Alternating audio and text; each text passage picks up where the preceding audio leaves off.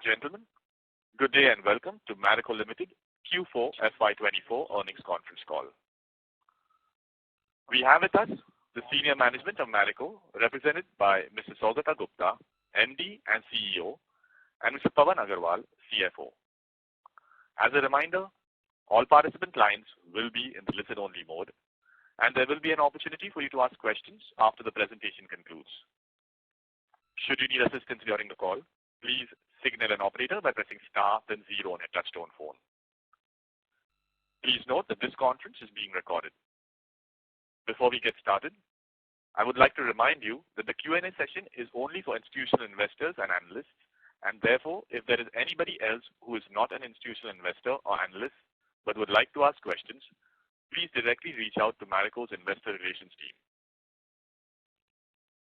I now hand the conference over to Mr. Saugata Gupta for his opening comments. Thank you, and over to you, sir. Yeah, hi, good evening to all those who have joined the call, and hope all of you are doing well. With FY24 having come to a close, I would like to reflect on the operating environment during the year and the quarter gone by, after which I shall touch upon our performance and our strategic objectives going forward over the next 3 years. The FMCG sector has been fairly resilient amidst challenging circumstances during the year. Volume growth for the sector on a normalized basis has remained stable, even while grappling with volatile input prices, erratic climate events, subdued environment in the general trade channel, and slower than anticipated recovery in rural demand. Similarly, in Q4, the operating environment remained largely consistent with preceding quarters. While urban growth slightly moderated, rural growth witnessed a visible uptick towards the end of the quarter. Premium segments maintained their lead over mass segments across FMCG categories. With improved macroeconomic indicators, enhanced government spending, a favorable monsoon forecast, moderate retail inflation, and reduced volatility in commodity prices, the upcoming year holds promise for a gradual uptick in consumption sentiment across both urban and rural. Moving to our performance in Q4, domestic volume growth inched up sequentially with steadying trends across a majority of our portfolio. Domestic volume growth was flattish after 3 quarters of decline, owing to incremental anniversarization of pricing drops taken in key portfolios last year. We expect domestic volume growth to trend up consistently from Q1 FY25. We have continued to witness healthy offtakes, with 75% of the business either gaining or maintaining market share, and 100% sustaining or enhancing penetration. Delving into the domestic business, we shall touch upon the key trends in each of our categories. Parachute has seen steady recovery over the last 3 quarters amid the resumption of loose to branded conversion as copra prices have inched up on expected lines. This shift also reflects in the 50 bps gain in market share. We expect an improving trajectory in volumes driven by the favorable trend in copra prices. Gradual escalation in copra prices is a positive for the brand, as it affords us the opportunity to strategically leverage the brand's pricing power and the tremendous procurement system advantages we have versus other brands, and thereby gain volume traction and market share. In response to the rise in copra prices so far, we have already implemented price hikes in select packs towards end April, amounting to 6% increase at a brand level. We could take another round of price hikes in case of any further rise in copra prices during the course of this year. Saffola oils also exhibited stability as trade sentiment eased, with both input and consumer pricing stabilized. With pricing decline abating early revenue growth is expected trending to the positive direction in this year. Offtakes for the brand have remained healthy, and we expect the portfolio to gradually resume a steady growth trajectory. During the quarter, we initiated range advertising under the master brand Saffola by launching a powerful campaign on the importance of taking Rose Ka Healthy Step through Saffola's entire range of offerings comprising edible oil and food, which emphasize the fact that healthy living is a lifelong journey and not just a temporary fad. We believe this is the first step towards leveraging the equity of the master brand, which will enable far more efficient brand building investments going forward across the entire portfolio. Value-added oils are an optically weak quarter on a high base, while there has been sluggish demand and higher competitive intensity at the bottom of pyramid. The performance largely reflected the subdued sentiment in the mass BPC segment. Notably, Our mid and premium segments of value-added hair oil have continued to fare better. While we had a challenging year in the bottom of pyramid segment, we expect a more rational, competitive environment going ahead, given the significant bearing it has on profitability. We anticipate a gradual pickup in the franchise's performance next year, driven by a strategic focus on premiumization of the sales mix and augmented investment in brand building, which may be supplemented by an improving consumption sentiment in mass BPC categories and more innovation from our side. Foods had a healthy quarter with organic foods portfolio comprising oats, honey, and soya chunks growing in double digits. We have closed the year about 4 times the scale of FY20. This is short of the revenue aspiration set earlier, as we took a step back this year to reset a few fundamentals in order to be able to drive consistent 20% plus CAGR in foods over the medium term. This involves refinement in our supply chain and GTM strategies and strengthening the cost structure. We now believe we have the building blocks in place to double the scale of food business by FY27 and drive consistent improvement in profitability as each of these organic components get critical mass. We have expanded gross margin of foods by about 800 bps in FY24 through some of the aforesaid initiatives and expect this to further improve as we scale up. Within the foods portfolio, the oats franchise maintains its category leadership with healthy growth in offtake. Saffola soya chunks continues to scale well, while Saffola honey emerged as the fastest growing brand in terms of penetration within the category and continues to gain market share. Food elements and Plix have also sustained their accelerated growth momentum. Premium personal care has maintained its healthy growth trajectory, led by digital-first portfolio clocking an exit ARR of around 450 crores. Beardo has scaled to about 3x in FY21 and achieved positive EBITDA this year. We will aim to move Beardo to double-digit EBITDA margin in FY25. Just Herbs surpassed the 100 crore ARR milestone in FY24, while the traction in Plix's personal care portfolio has been encouraging.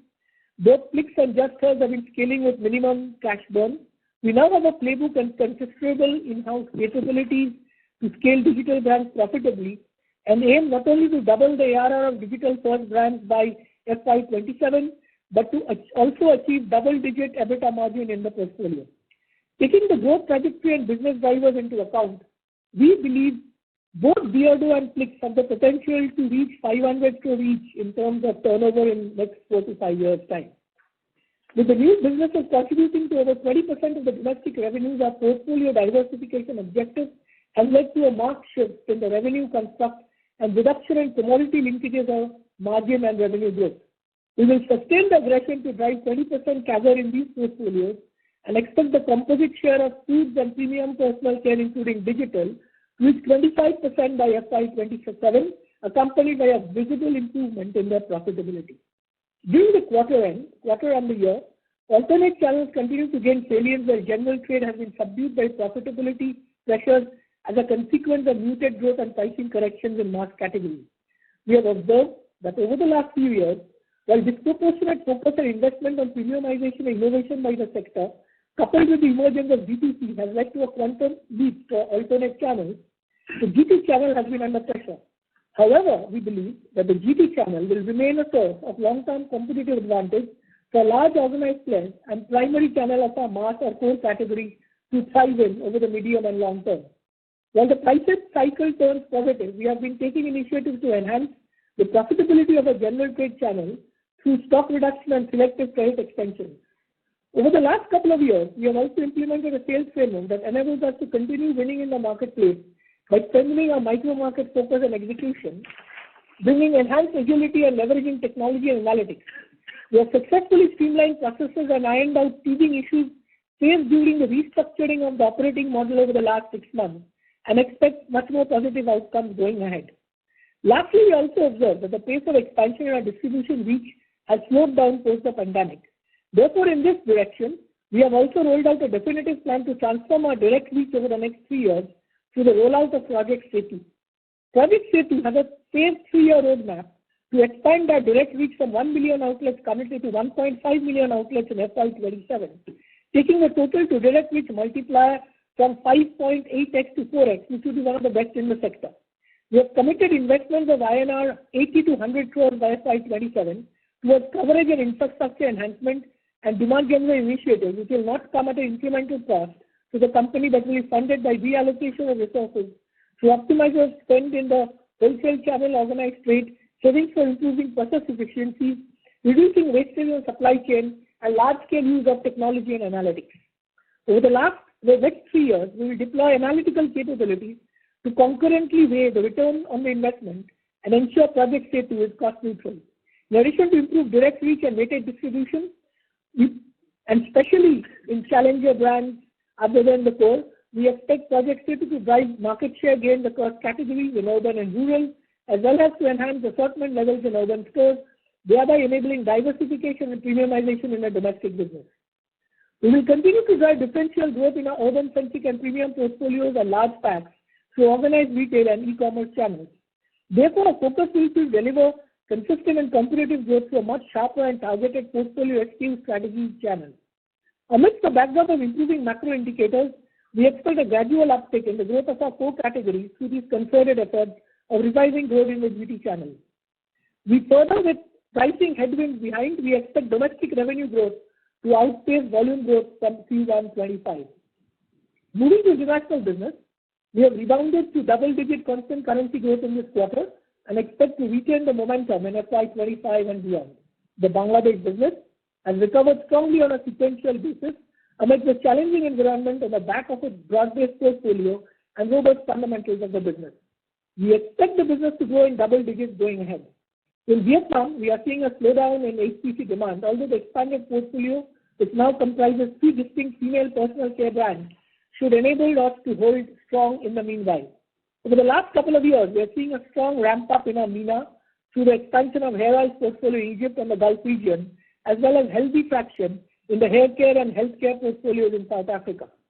This has accelerated the broad basing of our business, reflecting a reduced dependence on the leading market, Bangladesh. We expect the revenue share of Bangladesh, which is more than 50% in FY22, to reduce to about 40% by FY27.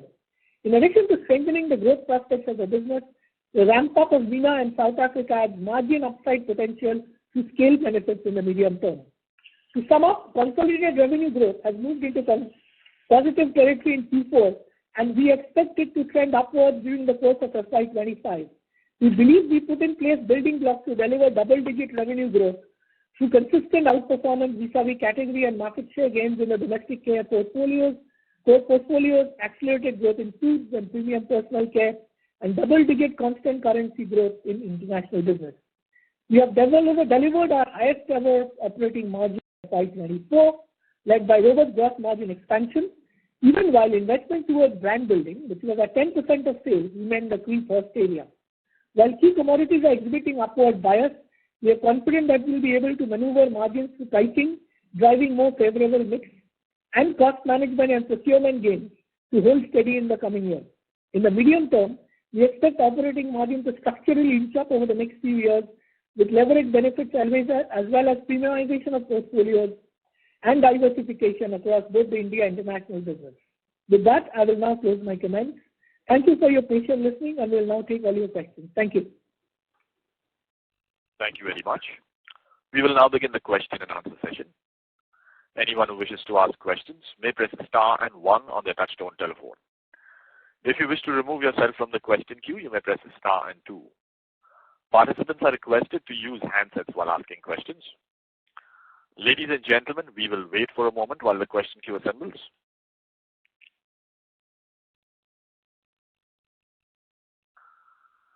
The first question is from the line of Avnish Roy from Nuvama.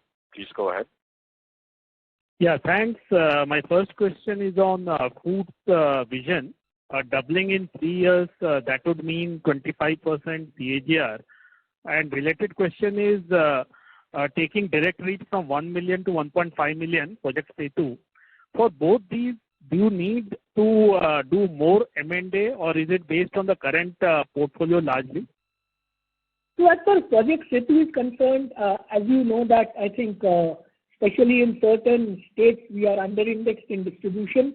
We believe that post-COVID we haven't had significant increase in distribution and therefore a lot of places we want to move it from indirect to direct. I think the current core is good enough, but yes, you could see far more aggressive participations in the some of our core categories, especially value-added hair oils.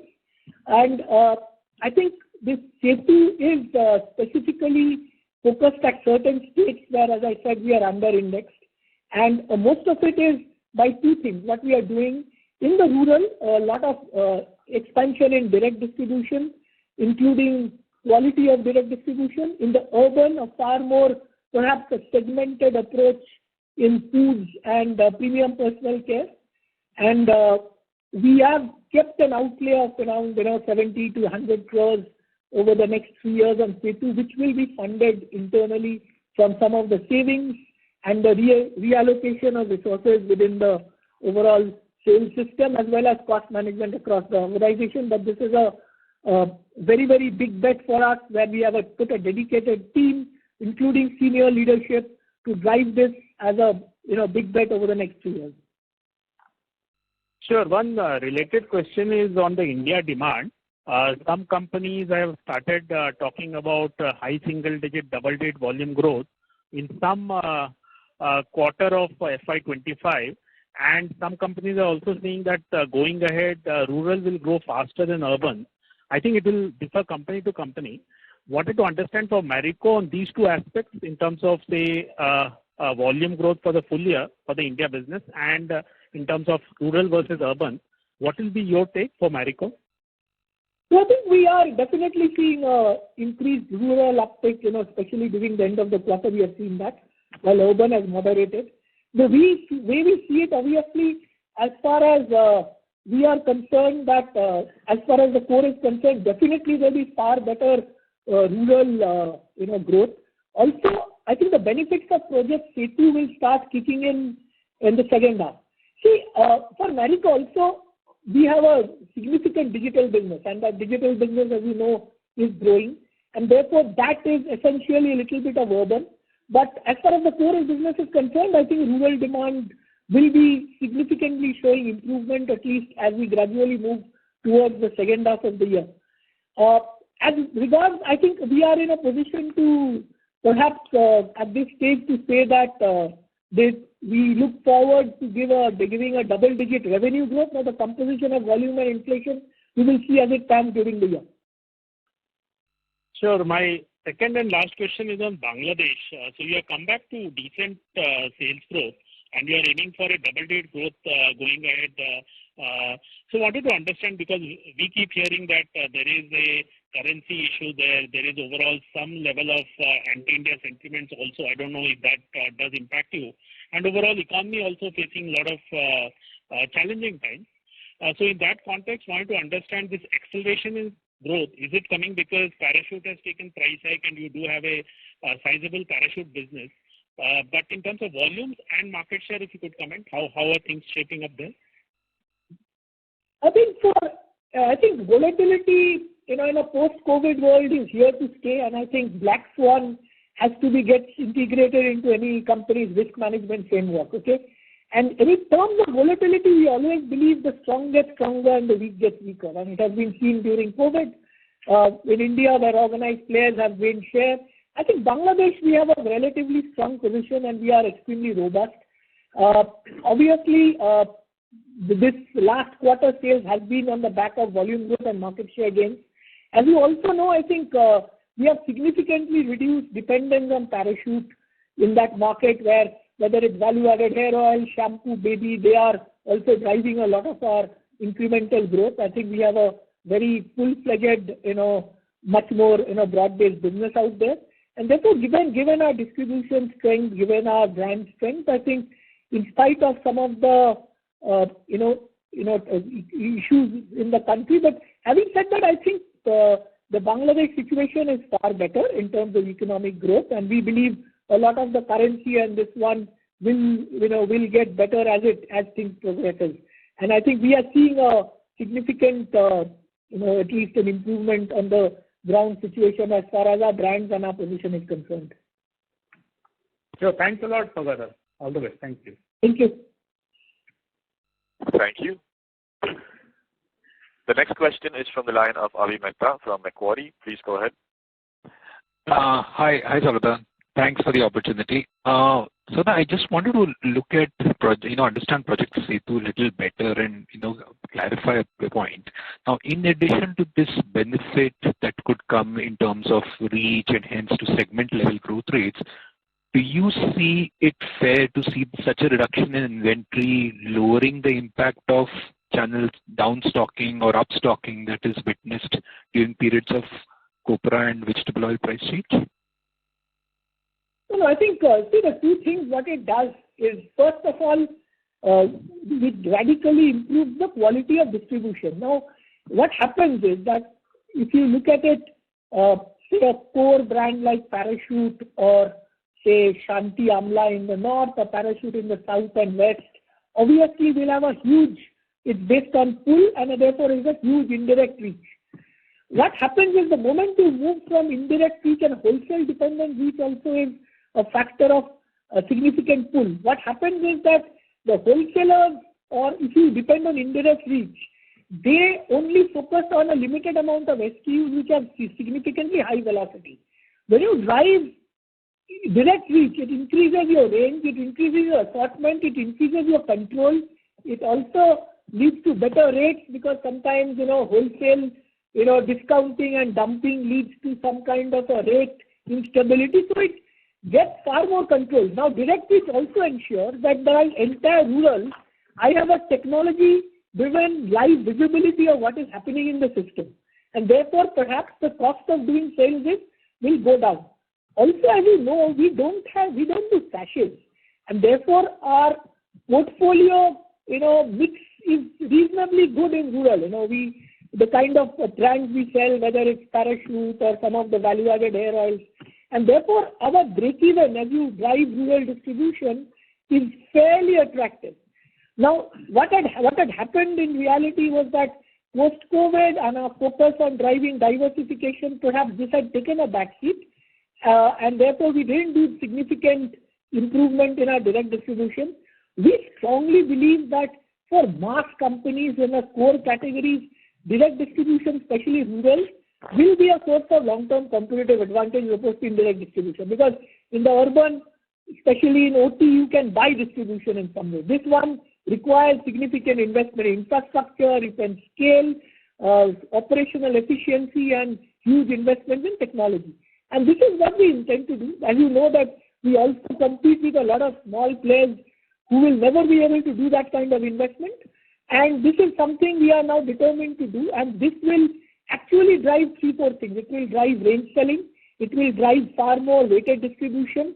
Now, if you want to compete or challenge our ability to take on certain brands or challenge, when we are challengers, will be far better, especially in some parts of the country like north, where we are slightly under-indexed compared to south and the west. It will also lead to, as I said, far more. You are right in terms of smoothening and lowering of sales. We don't have to depend on the indirect channel for some of our growth. Got it. But as I clearly understand, there is a lot more benefits from sales perspective and reach perspective in terms of quality. That is what you are targeting. Got it.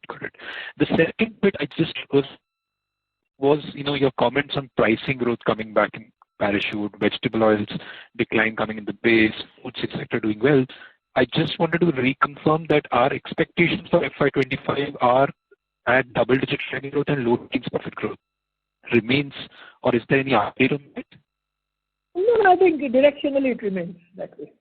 Okay, perfect. That's all from my side. I'll come back in the queue. Thank you. Thank you. Thank you. The next question is from the line of Percy from IIFL. Please go ahead. Hi, sir. Questions on a couple of the core categories. So, in VAHO, there is still a sales decline. Just wanted to understand when will the pricing anniversarize, and secondly, even apart from the price reductions, I would guess that the volume is probably either marginally negative or just marginally positive. So, what do we need for the volume growth in VAHO also to accelerate? And the same question is for Saffola also. Saffola volume growth is not bad at, I think, around 5%. but there is a significant price cut which is going on. So when will that sort of anniversarize on a YOY basis? Is something that will help in the modeling exercise. Yeah. So I think as far as Saffola is concerned, Q2 it will anniversarize in terms of you getting into a level, because the last price drop happened sometime at the end of Q1. It got initiated sometime in June, July. So and our current estimate indicates it will be I don't see too much volatility in the immediate term as far as Saffola is concerned. In as far as VAHO is concerned, I think there are two things to be taken. Yes, sometime during the next 2-3 months, what I call the shrinkflation anniversarization will happen. Because it's not just a pricing, but it is a shrinkflation anniversarization, because some of it, as you know, in our 10 and 20 packs, because of post inflation, we took down the MLH. So therefore, that will happen. Now, in VAHO, we, however, are wanting to focus a little differently. We are focusing on value growth right now, and it's very important. Once that anniversarization happens, we get back into positive value growth territory. There is obviously competitive pressures at the bottom of pyramid, but the good thing is, since the last, while I'm not getting into exact details or breakup, from the last quarter, we are beginning to see volume growth and therefore better mix growth by our performance in the non-bottom of pyramid, where we are also gaining some share, okay? And therefore, that should lead to the value growth happening. We also expect that there will be some rationality in competitive intensity at the bottom of pyramid, because consistently putting that doesn't make money for anyone, Right. Also wanted to understand on the digital brands, like in foods, you have said that in 3 years you want to double the turnover. Any such targets for the digital brands? Yeah, 2x again, 3 years. Because if you have to maintain, so our endeavor is the entire portfolio, which is the diversification portfolio, which is food, digital, has to grow at 20% plus every year. So that's the aspiration. And I think in digital, as I said, that we are very excited that about the way Plix and Beardo is scaling up. And I think I have reinforced this. I think Marico, we have now a reasonable playbook to ensure that we profitably scale up that business. Right. And lastly, on your overall consolidated margins, we are already sitting at very decent kind of margins versus history. So over a 2 to 3 year period, what kind of headroom do you see in margins, if at all any? Pawan, would you like to take this? Percy, this is Pawan. So yes, there are some structural levers in place which we believe we could deploy as we go ahead, and there could be some possibility of improvement of margins over the next 3 to 4 years. Some of the things that we can talk about is, let's say, for example, foods, you would have seen that we have expanded the gross margin this year by 800 basis points. That itself has given a significant ramp up. And some of the initiatives that we had taken was during the year, and therefore full year benefit will flow through the year next year. Similarly, we are making big strides in margin improvement in digital business next year. Also on the back of a significant enhancement this year. So Beardo has broken even, and we aim to move to double-digit EBITDA next year. You would have also noticed that we have started the master brand campaign in Saffola, which will help us optimize the A&P spend. And similarly, some rapid scale up in some of the international territories will build operating leverage, and that will aid margins. Apart from that, Shaukat also spoke about premiumization. So we'll also try to drive a better mix, and we do expect that share of portfolio with higher margin profile will also increase, having a positive rub-off on the overall margin. So with all these levers in place, I believe that there is still an opportunity of margin improvement over the next 2 to 3 years. However, for immediate next year, given the fact that we have inflationary pressures, we do not see any margin improvement happening next year, but of course, we will definitely strive for healthy profitability. Okay. Very helpful. Thanks and all the best. Thank you. The next question is from Manoj Menon from ICICI Securities. Please go ahead. Hi team. Before the questions, I just want just have a clarification. So did I hear correctly that did you mention that the relative competitive intensity in WAHO is likely to get better? Hopefully at the bottom of the pyramid is what Shogata mentioned. Because that is some rationality with respect to the way it is happening at this point in time. I'm sorry, Pawan, it's not audible to me. Yeah, but in any case, just to clarify that we will continue to focus in ramping up the slightly higher RPI end of the business. And also just to add, Manoj, in fact, X of BOP segment, we have grown well. And in fact, we've also gained share in X of BOP segment. So definitely we are doing a good job in the mid to premium segment. Because of hyper competition at the bottom of the pyramid is where we are facing stress. Pawan, BOP would mean only Shanti or would you include other brands? It's basically Shanti and Sarso. Shanti and Sarso, which operate. Understood. Very clear. Secondly, on the D2C, I just want to double click on a couple of things actually. One, let's say D2C brands are about 5% of the overall India revenue today. There is an opportunity to go online to offline, etc., and even companies which has been predominantly online has created, which means that company like Marico, conceptually, the success proportion ratio, let's say in offline should be far higher. But could you just talk a little more in detail in each of these 4 brands, which one you actually see the higher opportunity online to offline? And is that one of the key considerations in the guidance of doubling of revenue in D2C? And another one, the one last thing on the D2C part is, if you would also talk about, organizational changes, if any. We did find one exchange announcement a few months back, of an EVP digital appointment as well. So those would be helpful. Thank you. See, I think I will just give you a more, high-level view on the movement to GT. See, as far as startup brand is concerned, I think food is far more easier to first get into GT because I believe that just a digital-only model for food, nutraceuticals is an exception because nutraceuticals are high margin and high AOV. Anything which is low AOV and moderate to low margin, categories like food, obviously needs to go to, general trade or premium general trade quickly. Now, as far as brands like Beardo, Just Herbs is concerned, obviously the focus should be to take some of the SKUs to, GT.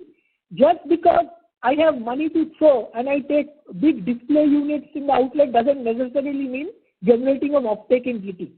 That might give you one-time sale, but it doesn't necessarily give you long-term repeat offtake. So I think our approach has been methodical, and I think the first step would be to get into, maybe premium cosmetic, and we already have Beardo some contribution coming from GT, Just Herbs minimal, but Beardo already, we are experimenting a little bit. And yes, I think there are 2 sources of competitive advantage. One is obviously the existing, access to GT, but more than anything else, also the fact that we now have scale in digital brands, which means there could be sharing of resources, sharing of costs, sharing of best practices, and obviously, the first-party data which we have not yet harvested. So those are I would say it's a composite thing and not just GT. Very clear.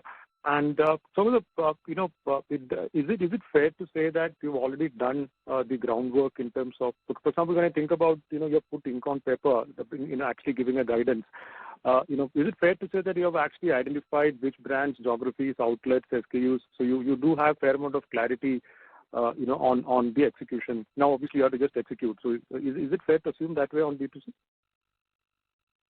So again, as I said, that we will do a lot of test and learn. We don't, unlike, say, a project Setu, which is a very, very proven concept, which is you expand outlets, you expand distribution, it gives reach. As far as GT and this one is concerned, it's going to be a series of test and learn, For example, sometimes it surprises you, like, a certain category or a subcategory starts flying. Like, I'll give you an example of it. One of the D2C brands I'm not naming, we are seeing huge traction on quick commerce. Now, we didn't realize that we'll have some, then later we realized, yes, it's an emergency top-up or an impulse, it can work. So I think we are doing a series of test and learns, and therefore to say that we have an extremely cookie cutter approach that this is going to happen.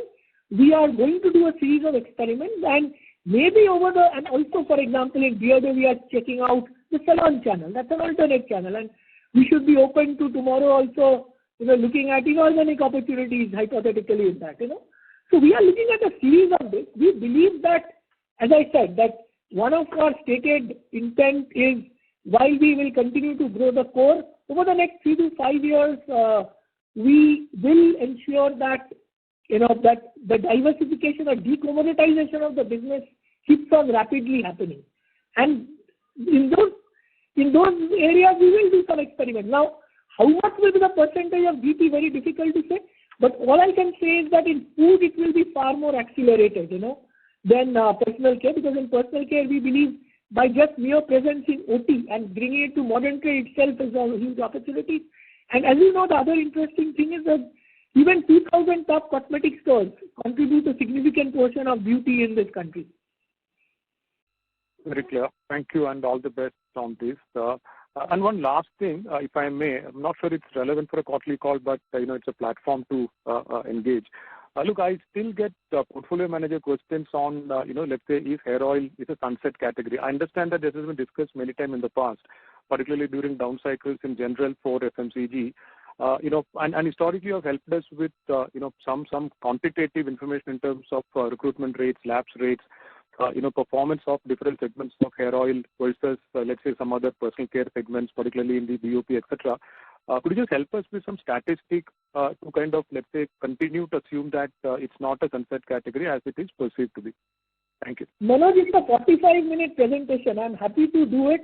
All I can assure you that we have a ready-made deck for you. I can take you through it. But all I can assure you is this, that if you look at it, trend of VAHO growth has largely, the category has largely trended BPC. So there is no difference in some of this one category. In fact, it's been now 20 years since I joined the organization. There was a note that the category is dying even in 2004. Yeah. No, I agree, sir. Okay, got it. I will probably connect with Pavan and team separately on. Absolutely. Happy to take it. Let me tell you the other interesting thing we are seeing is that in international markets also there is a trend. Like we are seeing good traction in some of the Western markets also. I believe the more people damage their hair, the more people do a lot of treatment, this practice will be relevant and come back. And if you look at it today, I look at this practice of this category just like yoga, having a turmeric latte.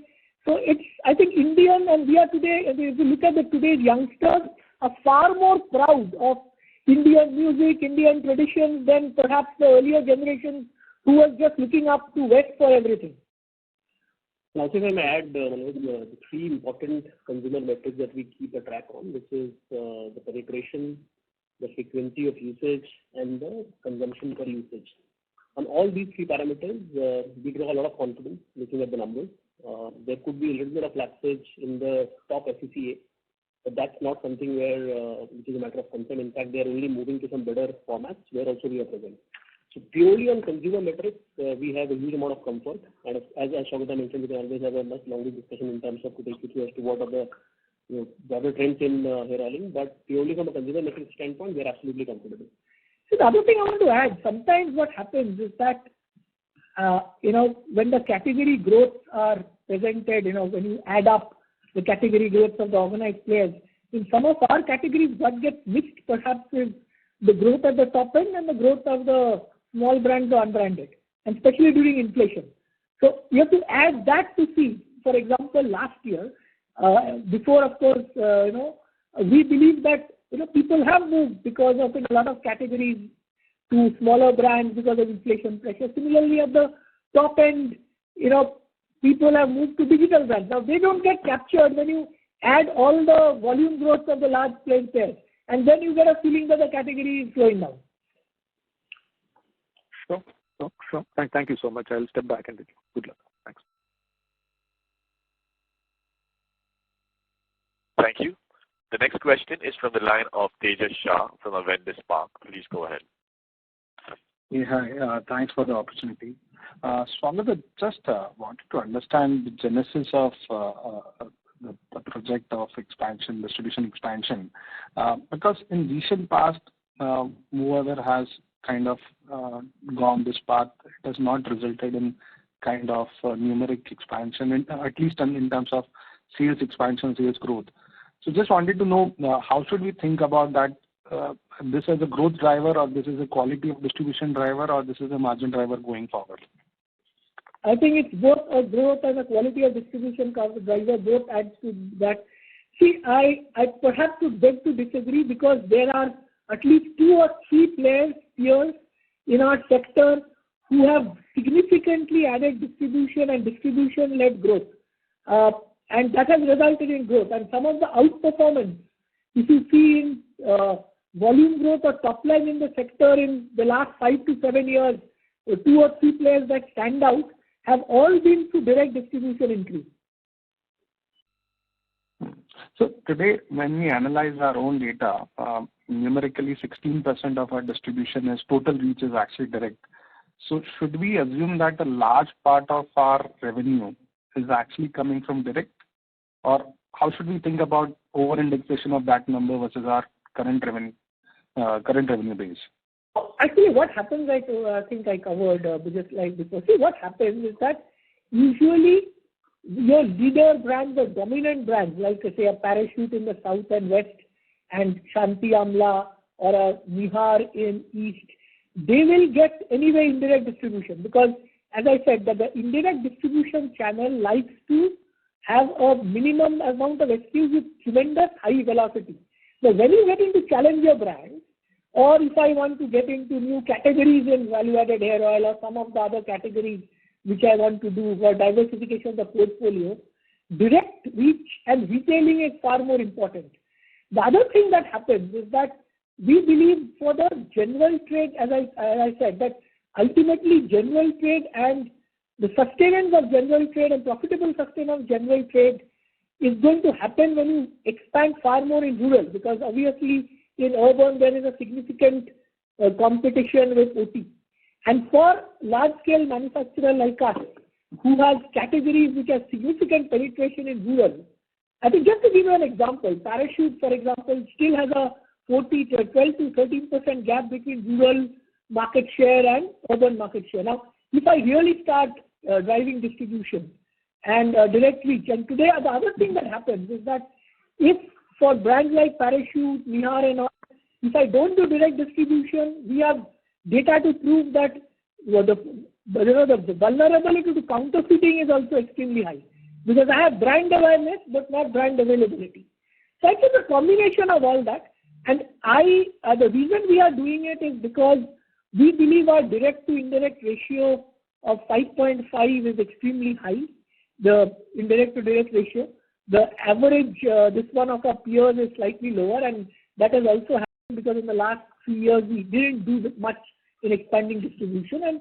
And as I know that in the last 2-3 years we have taken tremendous strides in our cost management initiatives, driving analytics-based spend models, and therefore today we are very confident that the effort in terms of people, effort in terms of resources is available to do that in a very, very focused sort of a way. In fact, as we speak, there is a dedicated team of senior, this one actually driving this initiative.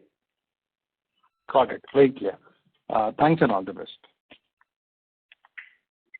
Thank you.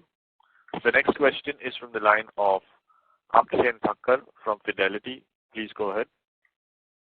Hi team, congratulations on a very good set of numbers. Just a couple of questions from my side. One was just double clicking on your commentary around profit growth for next year. I think till last quarter we were calling out low teen growth, and while you've not called it out, it did sound like you're talking about low double digit growth here.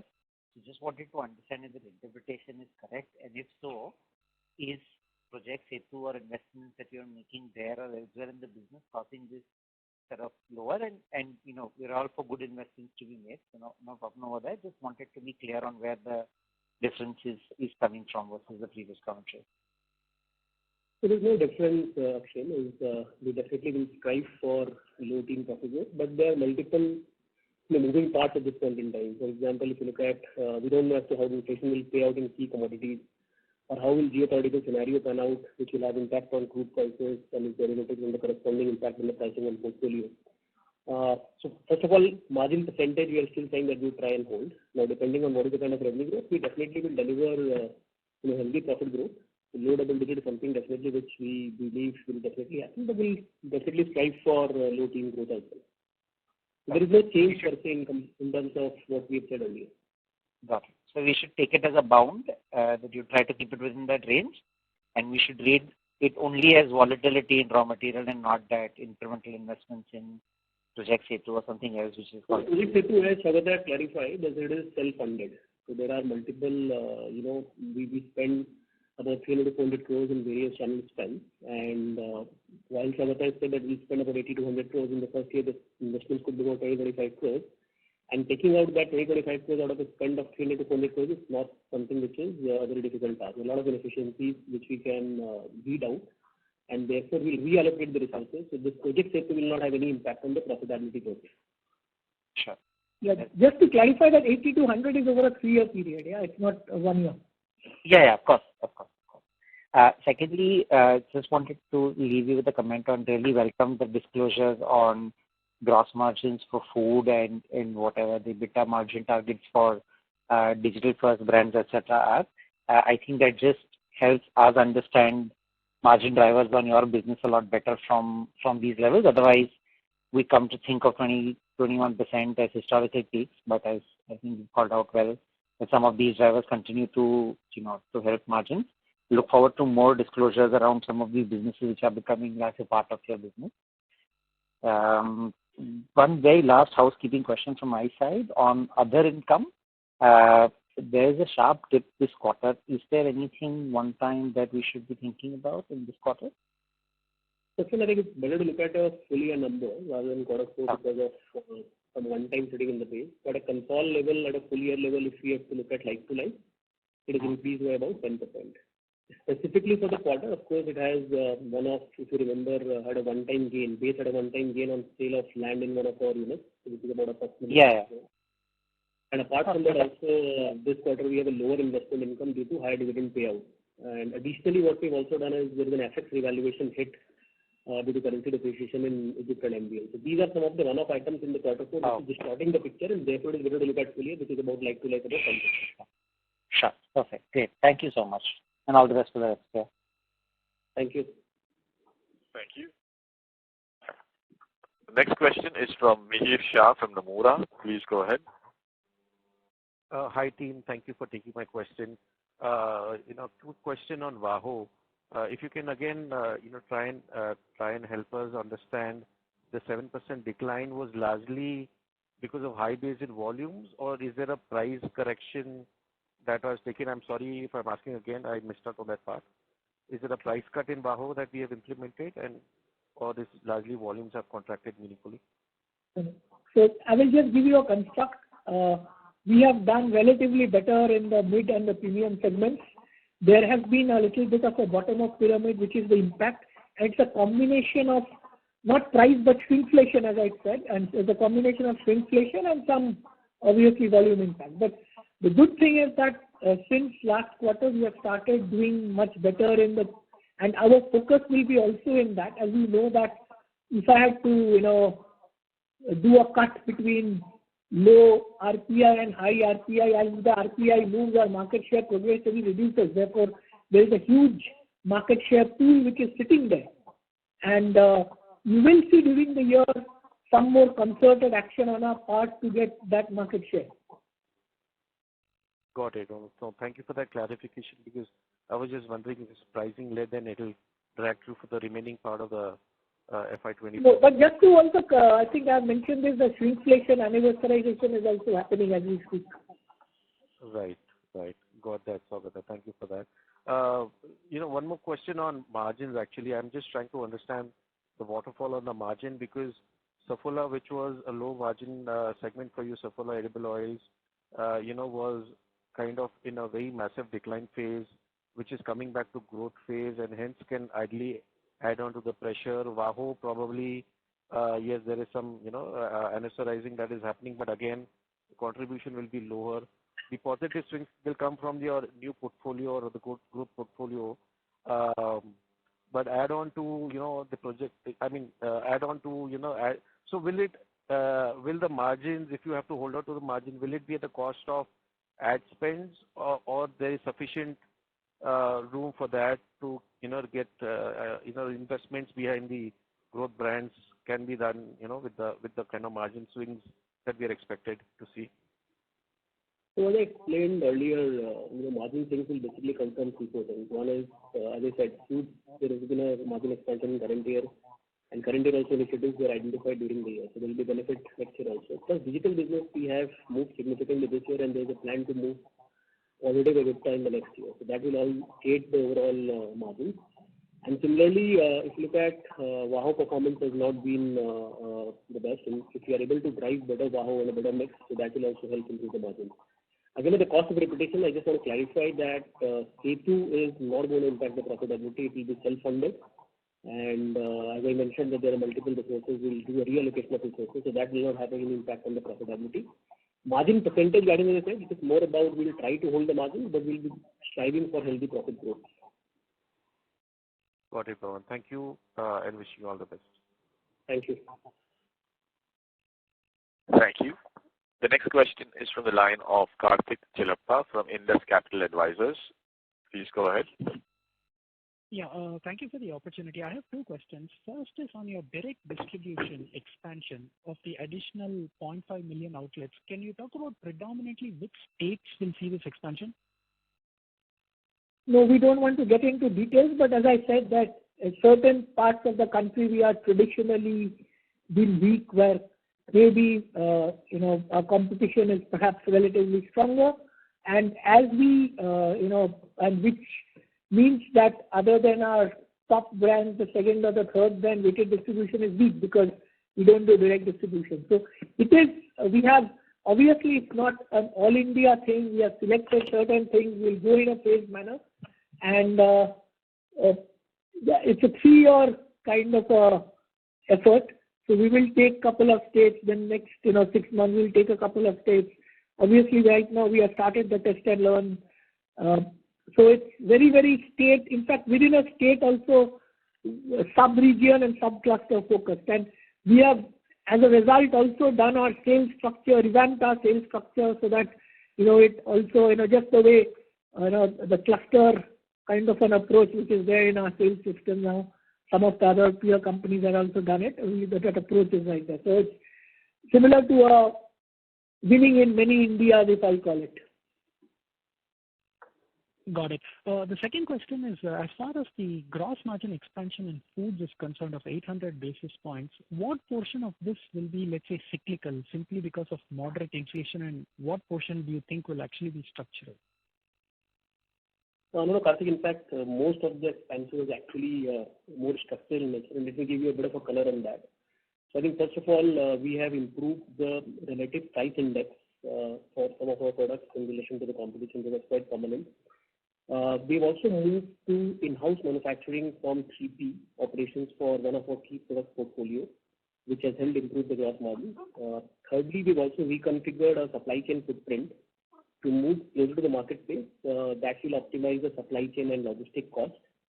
And also now with honey and soya gaining scale, we are getting scale advantages in procurement. Yes, some part of it is also driven by gains in commodity, but a large part of it were due to all the structural reasons that I spoke about. Got it. Just one housekeeping question. If I look at the others under other expenses of 321 crore, I think this is the first time where in a particular quarter it has crossed 300 odd crore. What would be the key expense items which saw this rise? Anything specific to call out there? So there will be some of the inorganic element of the acquisition that we have done, which is Flex. So if you exclude that, then your growth will be in line with what will be in line with the volume and revenue growth. Got it. Thank you very much, team, for this clarification. Wish you all the very best. That's all from my side. Thank you. Thank you very much. We'll take that as the last question. I would now like to hand the conference back to the management team for closing comments. Thanks for listening in on the call.